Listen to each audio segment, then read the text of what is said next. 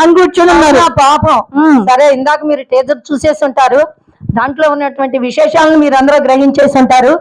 కాబట్టి తపన నాలో నిజంగా తపనగా ఉందండి. నాకు ఎప్పుడు 6వ తారీఖు వస్తుందా, ఎప్పుడు నేను ఈ సినిమా చూడాలా అనే తపన నాలో మొదలైంది. నిజంగా నిజంగా ఇది నిజం.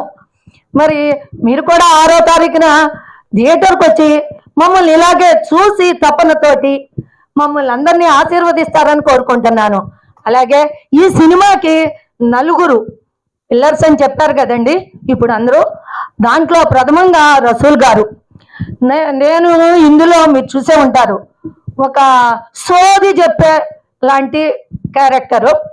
అయినా కూడా అది ఒక నైట్ షూట్లో జరుగుతుంది.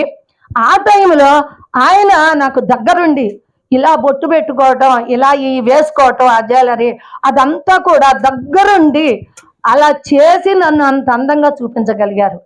మామూలుగా అయితే నేను మామూలుగా బాగానే ఉంటా, మరి అది మాస్ క్యారెక్టర్ కదా, మరి మాస్ క్యారెక్టర్లో ఎలా ఉండాలి, అది కూడా అందంగా చూపించాలి.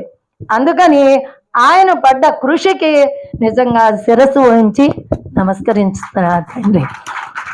అలాగే మరి నాగిరెడ్డి గారు, ఆయన లేకపోతే ఈ సినిమా లేదు కదండి. ప్రొడ్యూసర్ గారు లేకపోతే ఆయన నాకు మాట్లాడటం చేత కాదు అని అన్నారు.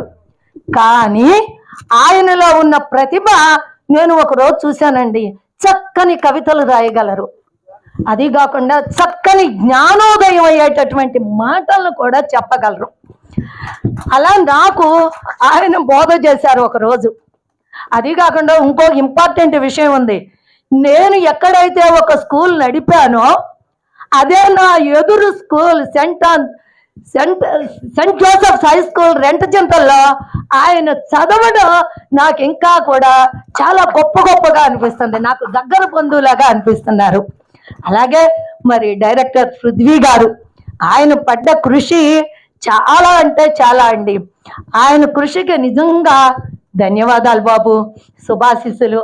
అలాగే మరి ఇంకా 4వ పిల్లర్ హీరో గారే కదా, హీరో హీరోయిన్ వాళ్ళిద్దరూ కలిపి మనం 4వ పిల్లర్గా చేద్దాం.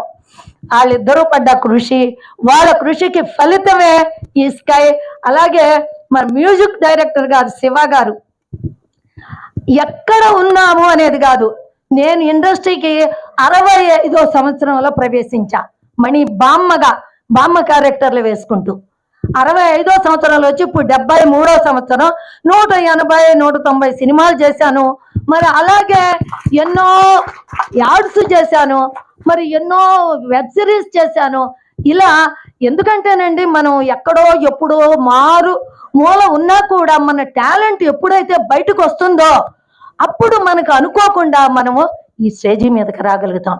అలాగే ఆ శివబాబు కూడా శుభాశీస్సులు. అందరికీ కూడా మరి మరొకసారి ధన్యవాదాలు తెలియజేసుకుంటూ మీరందరూ కూడా 6వ తారీఖున వచ్చి ఈ సినిమాను చూసి విజయవంతం చేయాలని మీ అందరినీ కోరుకుంటూ సెలవు.